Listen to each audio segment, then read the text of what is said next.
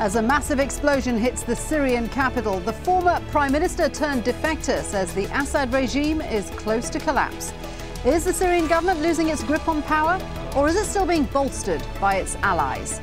This is Inside Story.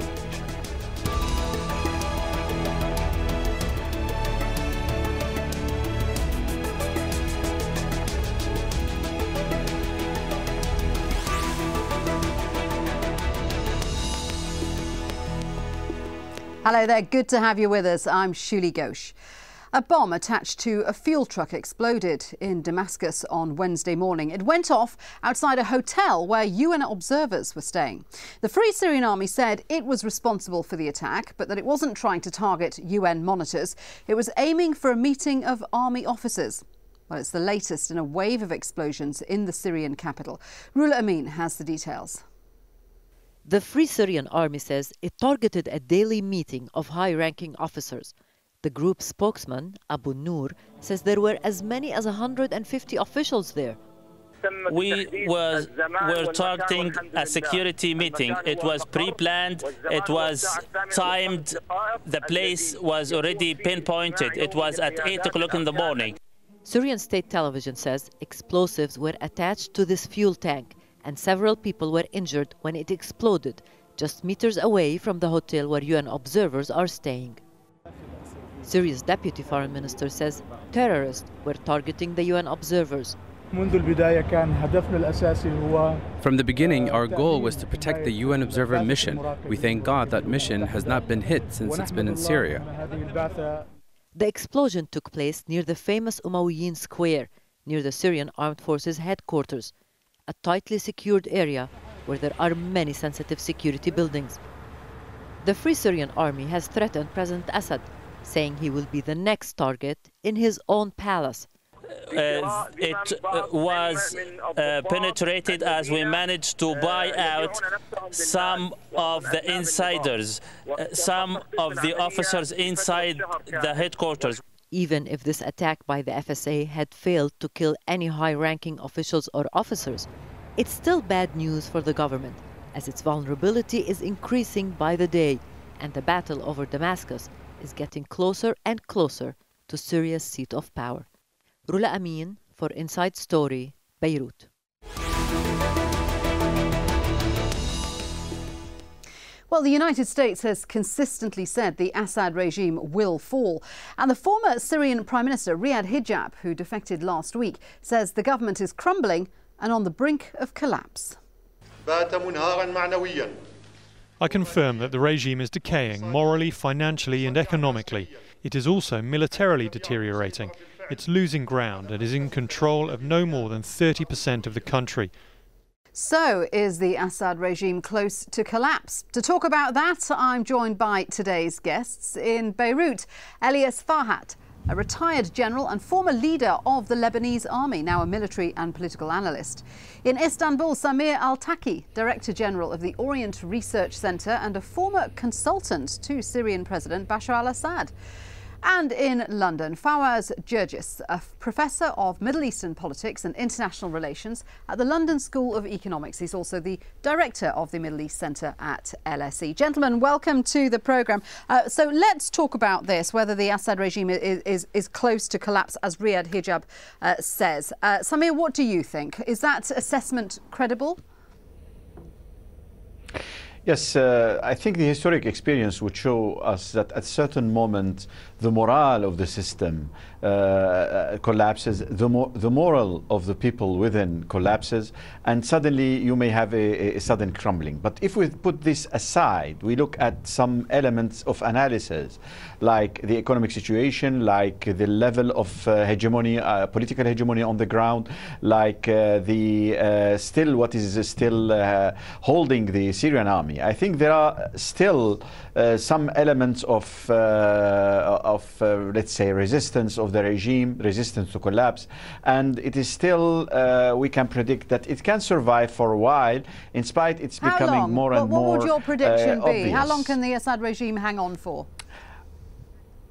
I think now we are approaching many tipping points where every one of those points, when they will mature, they will with themselves form a kind of acceleration to other tipping points. I think it would be taking about, we should count in weeks rather than more than that, especially that the international situation is maturing a bit. Okay, well, let's bring in Elias as a military man. Do you agree with that assessment? In a matter of weeks, the Assad regime will crumble? I don't agree with Samir's assessment, because what we are witnessing in Syria now is a new kind of war. It's not a revolution, it's not a conventional warfare, it's not an asymmetric warfare, it's not a soft power war, it's a new kind of war between two powers. The first one is the regime supported by regional powers, namely Iran, and international powers, two permanent members in the Security Council. And the other side is the armed resistance, which is supported by Turkey, Saudi Arabia, Qatar, Europe, and the United States. So there is a war, and in this war, the fighting is ongoing. Okay, and, but and it will last years, not only weeks. It will last so why years, would Riyadh because both are supported.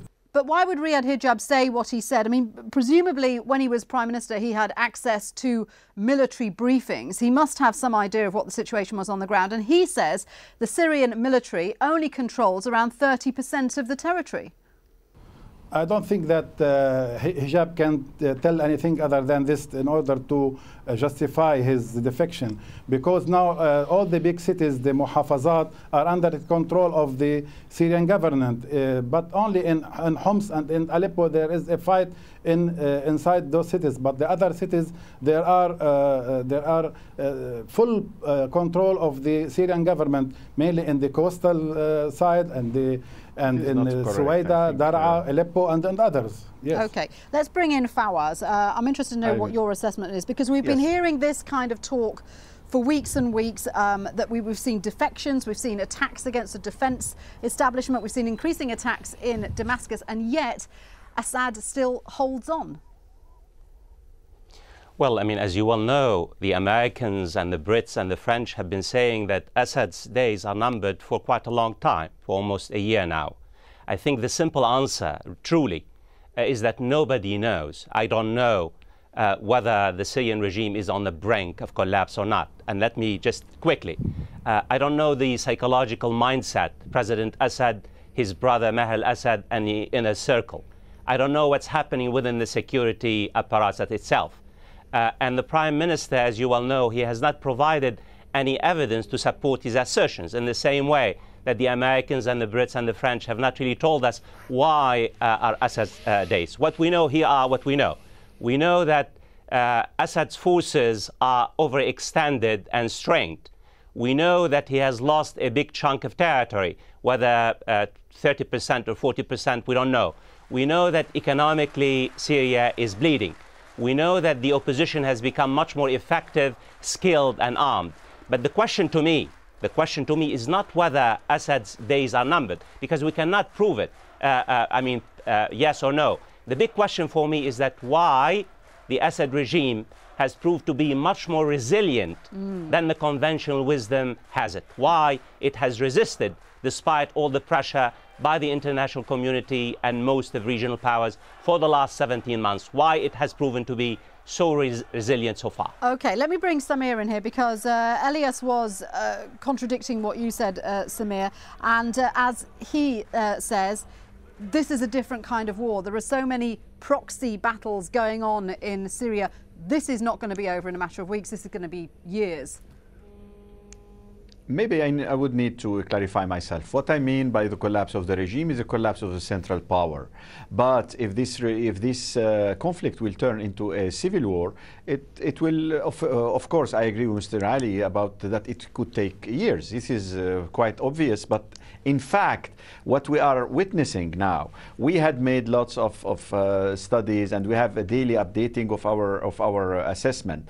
There are now more than 70% of the Syria. I agree completely completely with the 30%, because already there are wide areas where when there is no tank in those areas, there is no political hegemony. We define this term in saying that where people are no more paying taxes, where people are not controlling 30% does not mean that the rebels control 60 or 70%, does it?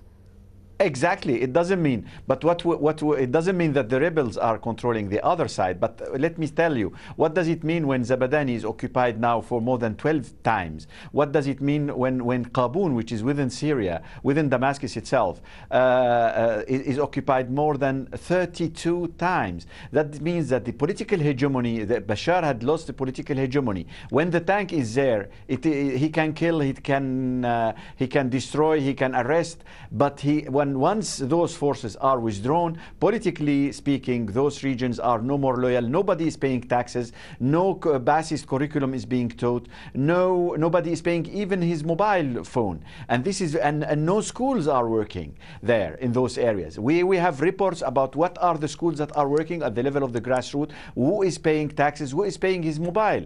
And those lists would show us that we have really about 60 to 65% of areas where there is no state at the ground, at the level of the ground. But there is a tank sometimes. Sometimes the tank enters into a neighborhood, which means that, yes, it's just like the West Bank. When the Israelis enters in the West Bank, they can impose whatever they would like. But once they withdrawn, it's no more their authority. So will Syria be freed completely after a few weeks, as I said? No, I'm not saying that. I'm saying that the collapse of the rule of the central state is on the verge of collapsing, because we are witnessing now the formation of many local brigades, local defections, and sometimes those people are not affiliating themselves to the Free Syrian Army. Those people are just affiliating themselves to local coordination committees at the level of the neighborhood, of the village, of the town, etc., etc. So what is important for us is to what extent Bashar can really cast his power. Can his extension of power can be imposed on the ground. Okay, well, let's talk about something that's a good point to bring in, something that Elias mentioned, sort of outside influences. US officials have accused Iran of increased meddling in Syria. Defense Secretary Leon Panetta and Chairman of the Joint Chiefs of Staff General Martin Dempsey said Iran was building a militia to help Assad's forces. Sir, the militia you mentioned, are these Iranian fighters you're talking about? Have the Iranians picked up arms, to your knowledge, or are they training? I think from what we're seeing, a lot of it is training, and a lot of it is assistance. They are training this militia, but I believe that militia is made up of the Syrians. It's made up of Syrian, generally Shia, some Alawite, and it's in the open press, Jaysh al-Shabhi, which is translated Army of the People, similar to what they did in Iraq with Jaysh al-Mahdi. So Fawaz, if I can come to you, in terms of how long Assad can hold on to, how important is this kind of perceived help that people say he's getting from Iran? Tremendous. The reason why it's extremely difficult to talk about Syria in itself, the struggle is no longer a civil war. It's not between the Syrian government and the armed opposition groups. Syria has become a war by proxy. Syria has become a theater, a battlefield, whereby regional players, Iran on the one hand, Iran and its allies, and Saudi Arabia and Turkey and Qatar on the other hand. And you have also Russia that has really not only neutralized the Security Council, but has provided shelter for the Assad regime. So it's far from the beginning of the end. And not only Russia providing shelter in the auspices of the Security Council, there's also reports that Iran has given Assad $1 billion to help it beat the sanctions, the oil embargo and other economic sanctions. So all of those things allow Assad to hang on even longer. Absolutely, and that's why, far from the beginning of the end, the Syrian conflict will likely prove to be a long, drawn-out conflict. No one knows how long it will take, and no one knows the consequences. Let me focus on other two factors that really prolong this particular conflict. Despite the damage that has been inflicted on the security apparatus of the Assad regime, the security apparatus remain relatively intact and cohesive. It's fighting to the bitter end to preserve the regime. And the idea of political hegemony, that somehow the political hegemony President Assad is fraying, absolutely correct. But since when President Assad and his centralized authority care a great deal about political hegemony and co-option? The reality is this is a conflict to the bitter end. Let me conclude on this segment here by saying, I, as a reader, as a person who observes Syria, really the question to me is not whether Assad days are numbered. The question is whether Syria will survive intact as a unified state. The focus that has been around is that whether President Assad will survive for 6 months or a year and a half. The question in particular, if the conflict in Syria continues, escalates, intensifies, if Syria descends into all-out war, as seems to be the case, the very future of Syria as a unitary state, the social tapestry of Syria is at stake, and this is really what concerns me a great deal. Elias, what do you think about that? Because there is a growing fear throughout the region that we could see, the longer this goes on, and you say that it could last for years, Syria will break up along sectarian divides into different communities, the Sunnis, the Kurds, the Alawites. What do you think? Okay, Syria is a special country. The main and central force in Syria is the army led by President Bashar al-Assad. And as long as this army is cohesive and united and is fighting its own war, which President Assad said last speech that it's a war against the enemy inside Syria. As long as this army is cohesive, then it can fight years, supported by Russia and Iran and other supporters in the region. But let me comment on what Mr. Samir said about he saw 15 tanks here and 30 tanks here. And from the military perspective, the military commander deploys units and commands and the tanks in the area where there are a threat for security.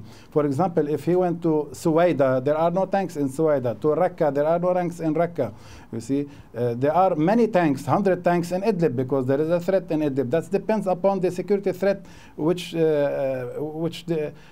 implies the deployment of the forces. But Second, do you think the will about the defection? About the defection. That's exactly what I was going to ask you. Do you think the will of Syria's fighting force, Assad's government troops, is still there? Because there have been these defections, and it's been such a long, ongoing battle. Is the will to fight still there? Yes. To talk about the defections, we say that there is a defection when there is a unit, a brigade, or a division defect in an area of responsibility of an area of operation. Then this is a defection. But if an officer or an NCO or a private soldier left his unit, we call it in the United States AWOL, and reported in the Free Syrian Army or another organization, this is not a defection. So far, from about 15 months or 17 months, starting from the start of the Syrian events, there are no defection of units in the Syrian army. If there is, if it happened a defection in the near future, then that will be a new step in the Syrian So you're crisis. saying that Syria's security apparatus is still at full strength? Yes, the military and the security, yes. Okay, Samir, do you agree with that? The security apparatus surrounding Assad is still there? And no, at all. But what's happening here is that we have a militarization of the army itself and the security services. That's what we call shabiha.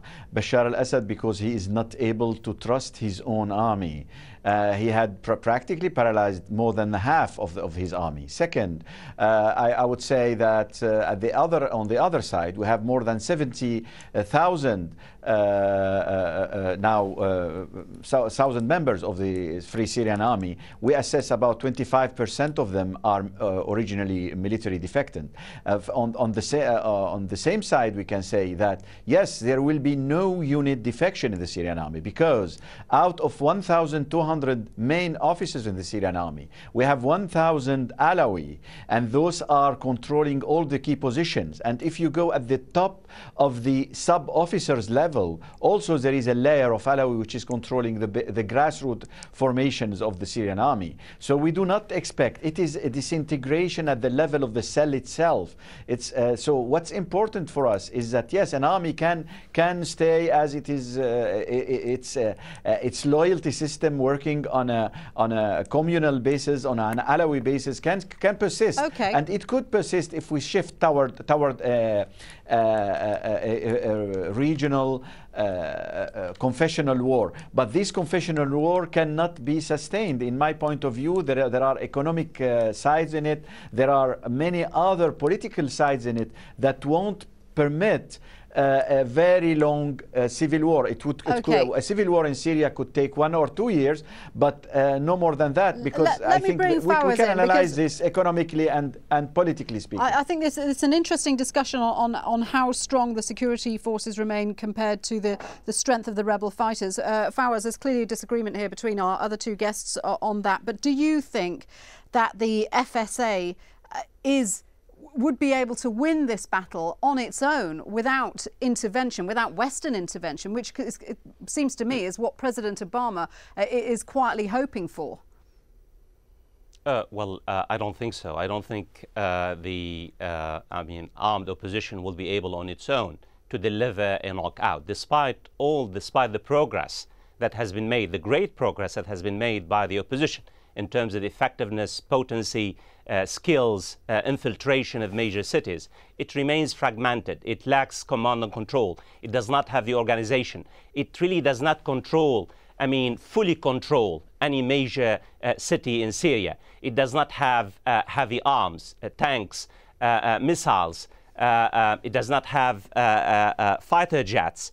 And the reality is, the more the Syrian conflict becomes engulfed in regional rivalries and international rivalries, the more difficult it will be for this conflict to really be ended in the near future. Well, it did manage to bring down a MiG fighter jet, and it has managed to set increasing numbers of explosions off in Damascus. Well, it said the latest one, it planned for a month.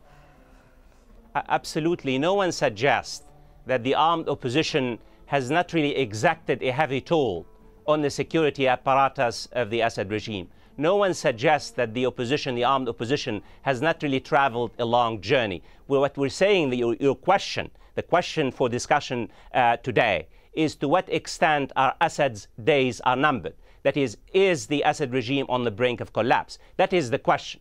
I fear, too, is that the former Prime Minister, Riyad Hijab, was not part of the inner circle of the security apparatus. Remember, he was a functionary. In Syria, you're either part of the security apparatus and the inner circle, or you are a functionary. I can see Samir shaking his head at that. So, Samir, what do you say to that? He wasn't part of the inner circle, Riyad Hijab.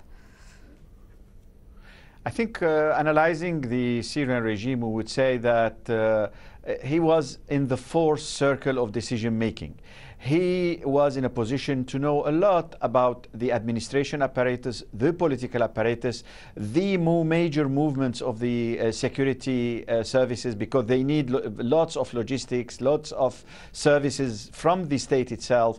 In fact, he was as we assess that he was in the fourth circle of decision making. He was an executive, but he wasn't just a man of services, or he was knowledgeable. He was in a position. He knew also, because he was a governor of Latakia, was a governor of Quneitra, and he knew the apparatus very well in terms of security services.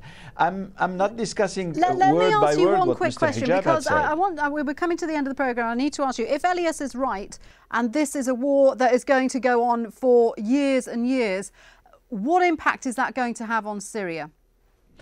My point is that we have two scenarios. One of those scenarios is what we call the complex scenario, where different factors will be tipping each other and making a turning point which will lead to collapse. If not, including the international factor, if not, there will be a prolonged conflict that would lead into a civil war, and this could take years, of course. Gentlemen, we have to end it there, and it seems that we end where we began, with no clear idea of how long the conflict, the very damaging conflict in Syria, will continue. Let me thank all my guests today, Elias Farhat, Samir Altaqi and Fawaz Gerges. And thank you at home for joining us on this edition of Inside Story. If you want to send us your feedback, it's our usual email address, insidestory@aljazeera.net. From me, Shiulie Ghosh. Bye for now.